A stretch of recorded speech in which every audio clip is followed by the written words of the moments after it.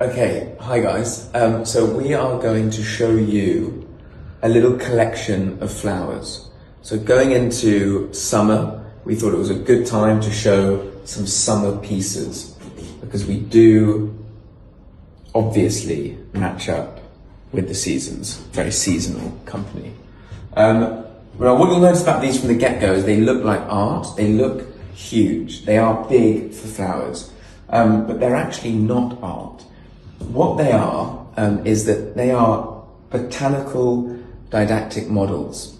So these were effectively used to teach students in the 19th century about the anatomy of flowers.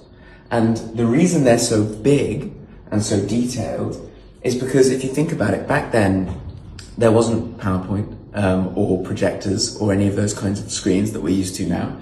And so if you wanted a lecture hall full of probably quite rambunctious students to listen and to see and to learn, you had to simply make the objects that much bigger just so that they could see them. So although it's art today, actually back then it was purely practical. And actually my favorite cross-section back here, as you can see, the detail is just incredible. And these were made by a father and son duo, Robert Brendel and his son Reinhold, who took over later on.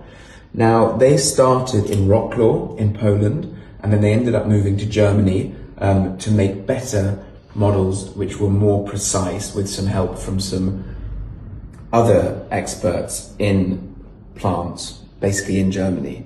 And they're so big. This one's called a banana plant, which is really cool. And what's just fascinating, as I said, is just the fact that they are so artsy. They're so beautiful. They're so defined. They're so precise. But that was all for education.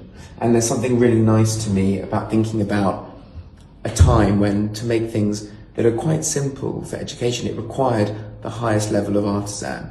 And the guys that made this, the Brendels and their company, actually won numerous awards across Europe and America for their work and for these models, which is incredible. And you just think, nowadays with the level of care into teaching aids go into that, and probably not. And so it's such a wonderful thing to have and to keep as a collection of flowers. So Tom, basically, I know that you and Jay have been putting together a collection of these to show at the Lapada Fair. Yes, is that true? we do, and we're not going to show you all of them just yet, but we do have a collection of quite a large number, a whole garden. What is a large number?